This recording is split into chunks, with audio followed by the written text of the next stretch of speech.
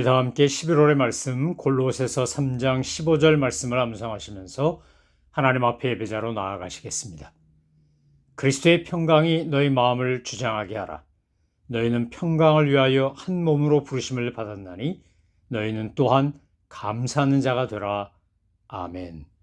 찬송가 455장 주님의 마음을 본받는 자. 정말 주님의 마음을 본받아 살기를 소망하며 찬양하시겠습니다.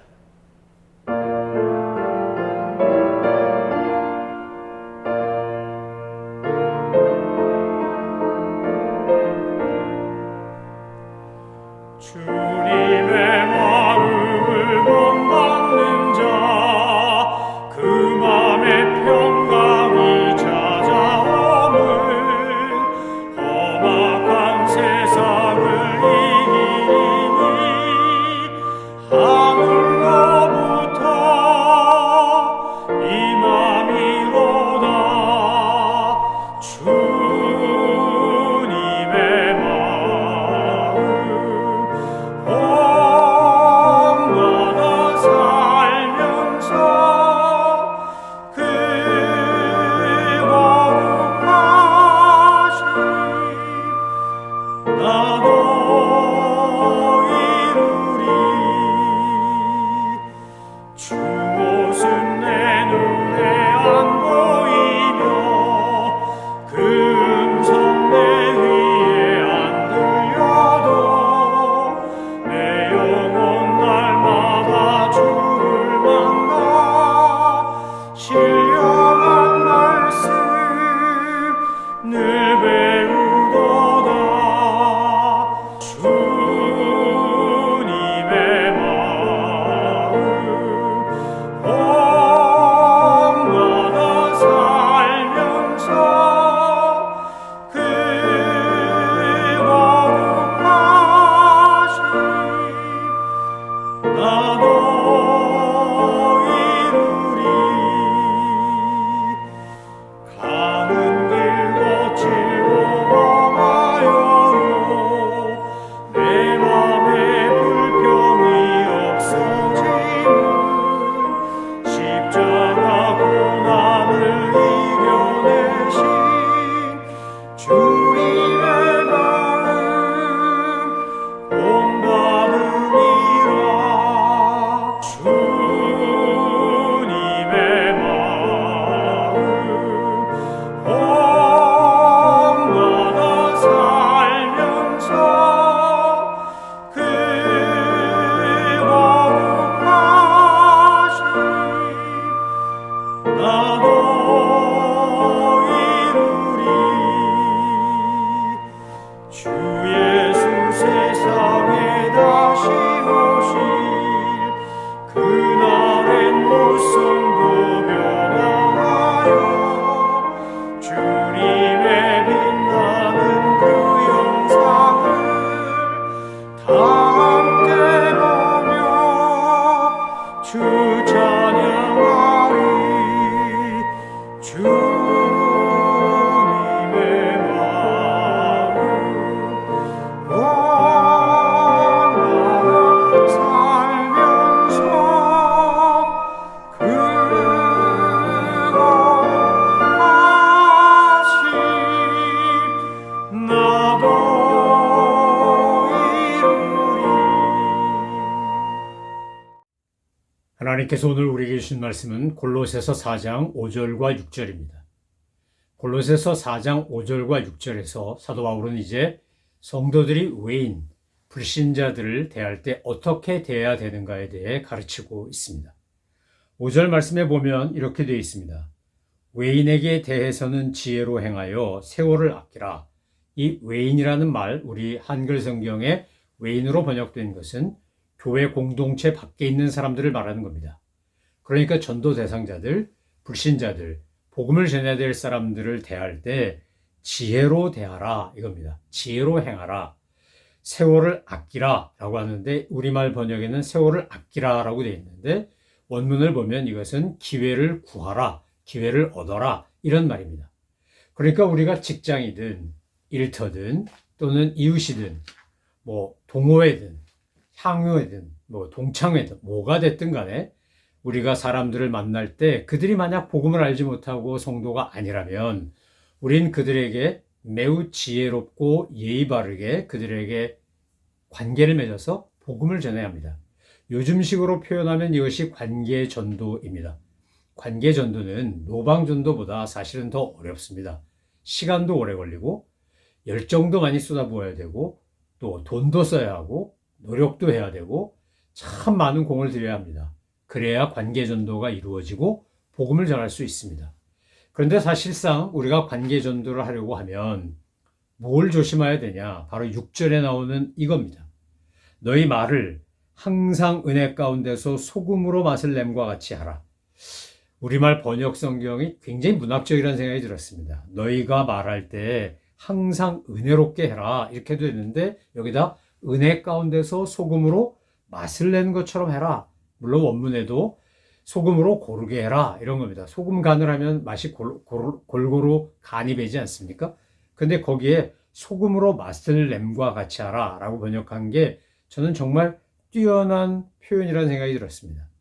여러분 소금이 사람마다 이 짠맛에 대한 감각이 다르기 때문에 연세가 드실수록 음식을 짜게 드시는 경향이 있어서 아무 간을 하지 않은 설렁탕을 드리면 20대, 30대, 40대, 50대, 60대 이래가지고 쫙 10년 단위로 이제 소금을 얼마 넣나를 조사해 봤더니 20대보다 30대가, 30대보다 40대가, 40대보다 50대, 60대, 70대 올라갈수록 소금을 많이 친다는 겁니다.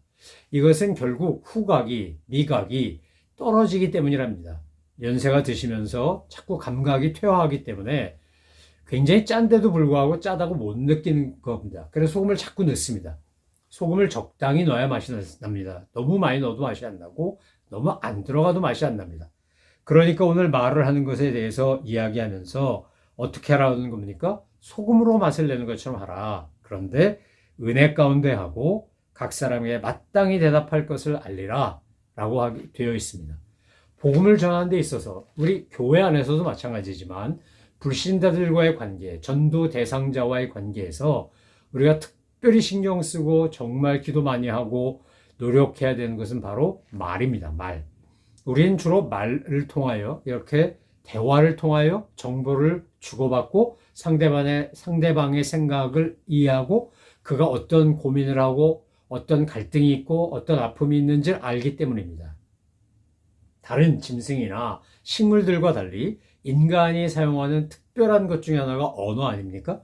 말을 통해서 우리는 서로의 감정도 알고 지식도 알고 또 필요한 정보들을 습득합니다. 그래서 말은 너무나 중요합니다. 예전에 신언서판이라는 이런 사자성어 여러분 아실 겁니다. 이 신언서판은 당태종이 당나라 때 두루 인재를 구하기 위해서 과거제를 실시하고 과거제를 통하여 과거제도에서 급제한 사람들을 최종적으로 관리로 선발할 때 사용했던 방법이랍니다.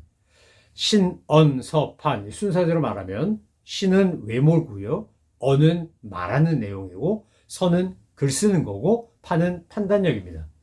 제가 미국에서 살아보니까 특히 딸내미 대학 가는 것 때문에 옆에서 에세이 쓰고 무슨 장학금 신청하는 거 에세이 쓰고 하는 거 보니까 이 미국은 신언서판이 아니라 서판 언신 이렇게 하는 것 같더라고요. 그래서 제일 중요한 게 에세이, 글인 것 같아요.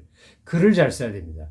글을 통해서 상대방에게 내가 필요한 건 뭐다, 내 비전은 뭐다, 내 소망은 뭐다, 내가 고민하고 갈등하는 건 뭐다, 뭐 이런 것들을 다 피력합니다. 그런데 여러분, 글은요, 얼마든지 시간을 두고 고치고 다듬을 수 있습니다.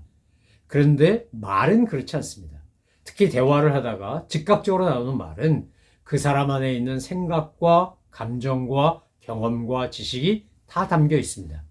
그러니까 예전에 그 대기업에서도 뭐 유명한 그 한국의 유명한 재벌 총수가 옆에 관상쟁이를 옆에 앉혀놓고 신입사원 면접할 때 관상 보라고 했다고 하지 않습니까? 관상을 본다는 것과 인물을 평가한다는 말이 같은데 그런데 인물을 평가할 때 관상쟁이들이 본 거는 외모가 아니었습니다. 얼마나 잘생겼냐, 저 사람 이목구비가 얼마나 뚜렷하냐 이런 게 아니고 한국에 내놓으라는 관상쟁이들이 중점적으로 본 건 그의 총기였다 그럽니다.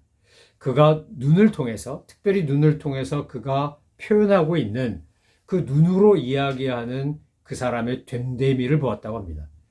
여러분 사실 외모는 우리가 타고난 것이 너무 많기 때문에 뭐 성형수술에서 일부러 뜯어고치지 않는 한 조상님으로부터 물려받은 겁니다. 그러니까 사실상 신언서판할 때 이 신은 어떻게 내가 마음대로 할 수 있는 게 아닙니다. 사도 바울도 외모가 참 보잘것없었다 그럽니다. 외모는 별로 뛰어나지 않았다는 겁니다. 현대사에서도 우리는 중국을 개방정책으로 이끌어서 오늘날의 G2에 해당할 만큼 탁월한 경제적 성장을 일으킨 인물은 덩샤오핑, 등소평 아닙니까? 그는 조그만 사람입니다. 키도 작고 외모만 보면 별로 이렇게 볼품이 없습니다. 우리나라 같은 경우도 대한민국도 고 박정희 대통령 그렇게 별로 외모가 출중한 분은 아닙니다. 뭐 꽃미남이라든지 핸섬하다든지 이런 거 아닙니다. 그런데 그들의 눈빛을 보면 그들이 지도자로서 어떻게든지 나라를 살리고 경제를 부흥시키겠다라고 하는 투철한 신념으로 헌신하고 이끌고 있는, 물론 독재도 하고 부정적인 것도 있지만 그런 모습이 그들의 인상 속에 나옵니다. 결국 신이라고 하는 건 그런 걸 겁니다. 그러니까 당태종도 우리나라 고려 때부터 시작했던 과거 제도도 이 신언서판의 원칙을 가지고 사람을 발굴했는데 그 중에서도 그들이 가장 집중해서 본 것은 사실은 언과 서였다고 합니다. 과거라는 것 자체가 주어진 제목에 의해서 글을 써서 내는 거니까 이미 서는 평가가 된 겁니다. 근데 언, 서, 판 할 때 그 언과 판을 보는 겁니다. 1차 서로 통과시켰는데, 소위 에세이로 통과시켰는데, 그 다음에는 그 사람과 대화를 해보면 이 사람이 갖고 있는 사상, 기준, 또 그가 갖고 있는 가치관, 이게 뭔지 다 나온다는 겁니다. 오늘 사도 바울이 골로새 교회 교인들에게 하는 말이 무슨 말입니까? 자, 은혜 가운데 소금으로 맛을 냄과 같이 하라. 무슨 말을 하든지 요즘식으로 말하면 이런 겁니다. 지혜롭게, 상냥하게, 재치있게, 온유하게, 겸손하게, 부드럽게, 그리고 무엇보다도 예의 바르게 상대방에게 그렇게 대화하고 교제하고 그렇게 이야기함으로 인하여 상대방이 호감을 갖고 이 사람의 말에 관심을 기울이고 무슨 말을 하는가 듣고 싶게끔 하라는 겁니다. 여러분 대화를 하다 보면 교회 안에서 성도들과 대화를 하다 보면 저도 지금까지 목회하면서 수많은 사람들을 만났는데 어떤 분은 말을 하면 꼭 말끝에 가시가 있고 약식 바늘 같은 게 있고 그래서 자꾸 긁고 비난하고 공격하고 대놓고 하는 것 같지 않은데 얘기를 가만히 끝나고 나면 왠지 모르게 마음 한구석이 그 깨림칙하고 뭔가 좀 불편하고 그렇게 하는 분이 있습니다. 반면에 어떤 분은 대화를 하고 있으면 용기가 생기고 위로를 받고 힘이 나고 격려하고 그래서 저분을 만나면 대화만 해도 힘이 나, 참 좋아 이렇게 느껴지는 분들이 있습니다. 어떤 분은 정말 유머러스하고 재미가 있어서 그분만 만나면 웃느라고 막 정신이 없습니다. 그분 없으면 재미가 없다고 할 정도로 늘 회중들에게 웃음을 주는 분도 있습니다. 여러분 말은 결국 말한다라고 하는 것은 그 사람 안에 있는 게 나오는 겁니다. 인격이 나오고요, 경험이 나오고 지식이 나오고 태도가 나옵니다. 그래서 오늘 사도 바울이 외인들을 만날 때 특별히 불신자들 전도 대상자를 만날 때 어떻게 하라는 겁니까? 지혜롭게 하라는 겁니다. 지혜롭게 주님이 주시는 지혜를 가지고 언제 우리가 이 사람을 다시 만날지 알 수 없으니까 하나님께서 주신 기회를 선용할 줄 알아야 된다는 겁니다. 여러분 우리가 지혜가 부족하다고 느낄 땐 간단합니다. 성경 우리에게 약속합니다. 지혜가 부족하거든 후히 주시고 꾸짖지 아니하시는 하나님께 구하라 라고 되어 있습니다. 저와 여러분이 아무리 지혜롭다 그런들 주님의 지혜만 하겠습니까? 우리가 주님 앞에 지혜를 구해야죠. 솔로몬 왕도 왕이 됐을 때 그가 백성들을 잘 다스릴 수 있도록 하나님께서 내가 너를 위해 뭘 해주자 그럴 때 그가 구하는 것이 지혜였습니다. 여러분 지혜는 잠언이나 전도서가 아니더라도 정말 소중한 겁니다. 그래서 우리 자녀들이 내 주변에 있는 다음 세대들이 지식이 많은 사람이 되는 것보다 지혜가 많은 사람이 되기를 우리는 기도해야 되고 그렇게 격려하고 또 기회를 주어야 합니다. 지혜는 아무리 많아도 부족함이 하는 겁니다. 많으면 많을수록 좋은 겁니다. 다다익선이고 정말 지혜가 많은 사람이 슬기롭고 존경받고 사랑받는 어른이 되는 겁니다. 저는 저와 여러분이 주님이 주시는 거룩한 신적 지혜가 넘치기를 바랍니다. 그래서 에베소서 1장에서도 사도 바울이 에베소 교회 편지를 보내면서 이 거룩한 지혜가 충만하길 위해 기도하고 그걸 왜 기도하라고 하지 않았습니까? 여러분, 우리가 전도 잘 하려도 또 성도들 간에 좋은 관계를 맺고 성도 간의 교제를 성숙하게 하려도 뭐가 필요하냐? 때를 따라 정말 바르게 말하고 행동하고 판단할 줄 아는 지혜가 있어야 합니다. 저분 참 지혜로워. 우리가 그렇게 감탄하는 그 대상이 내가 되기를 소망하고 하나님 앞에 지혜를 구하셔야 합니다. 그래야 이게 복음이 잘 전달되고 사랑이 잘 전달되고 은혜가 잘 전달됩니다. 이제 지혜로 행할 뿐만 아니라 뭐 하라는 겁니까? 세월을 아끼라고, 세월을 구하라고. 하나님께서 우리에게 주신 기회는 영원하지 않습니다. 우린 누구나 다 예외 없이 유한한 삶을 살다가 때가 되면 주님이 부르시면 가야 합니다. 우린 이 땅에서 정말 한정된 시간 속에 살아갑니다. 두 번 다시 돌아오지 않는 시간 속에 살아갑니다. 그렇기 때문에 시간을 아끼고 기회를 아끼는 것은 지혜로운 사람의 가장 기본적인 모습입니다. 여러분의 시간을 쓸데없는데 여러분의 그 귀한 세월을 무가치한 데 사용하지 않으시기 바랍니다. 특별히 이제 인생의 여름지나 가을쯤 되신 분, 곧 겨울 되고 끝날 것 같아 라고 느끼는 분일수록 1분 1초를 아끼셔야 합니다. 선택하고 집중하셔야 합니다. 정말 본질에 충실하셔야 됩니다. 불필요한 거 하지 마시고 그거 다 포기해버리고 안 해도 됩니다. 정말 중요한 거. 하나님과 깊이 영적으로 교제하고 사람들과 사랑의 관계를 만들고 내가 누군가에게 섭섭하거나 상처 준 게 생각나거든 가서 화해하고 회복하고 그리고 기회가 있을 때마다 주의 사랑과 은혜를 베풀고 주님의 영광을 위해서 또 이웃들의 유익을 위해서 살아가는 것에 내 삶의 초점을 맞추셔야 합니다. 여러분, 은퇴한 이후에 정말 많은 시간이 주어졌는데 이 많은 시간을 어떻게 쓸지를 몰라서 헤매는 분들 의외로 많이 보았습니다. 은퇴하기 전부터 준비해야 합니다. 어떻게 내게 자유의 시간이 주어졌을 때 나는 이 시간을 무엇을 위해서 어떻게 사용할 것인가?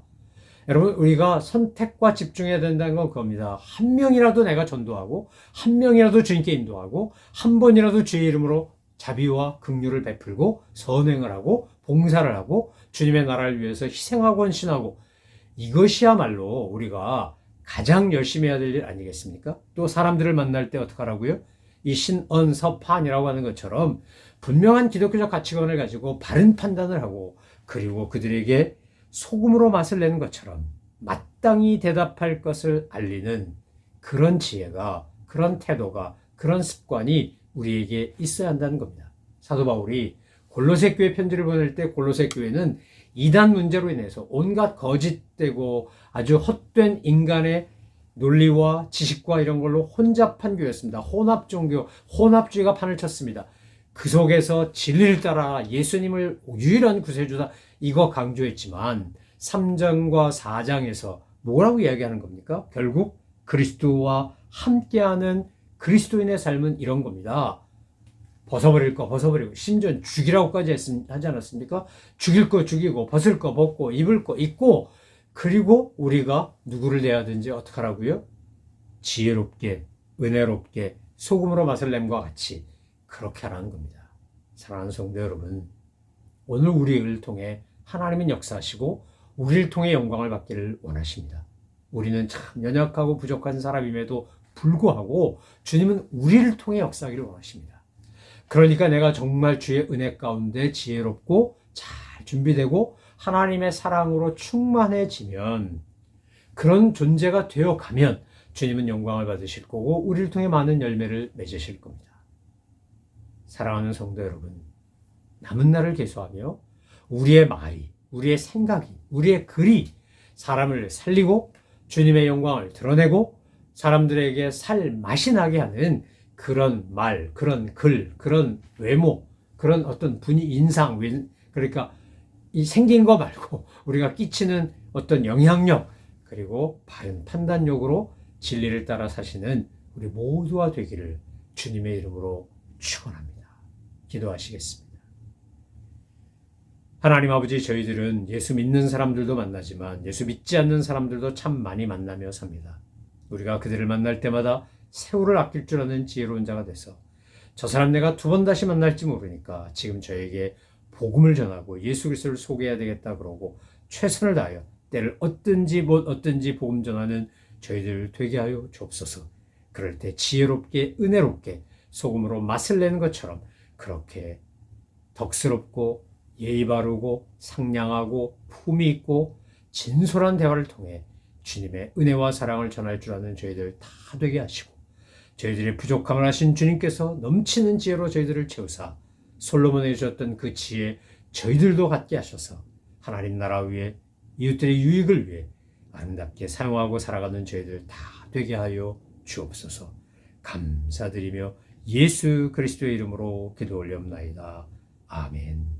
하늘에 계신 우리 아버지, 아버지의 이름을 거룩하게 하시며 아버지의 나라가 오게 하시며 아버지의 뜻이 하늘에서와 같이 땅에서도 이루어지게 하소서. 오늘 우리에게 일용할 양식을 주시고 우리가 우리에게 잘못한 사람을 용서하여 준 것 같이 우리 죄를 용서하여 주시고 우리를 시험에 빠지지 않게 하시고 악에서 구하소서. 나라와 권능과 영광이 영원히 아버지의 것입니다. 아멘.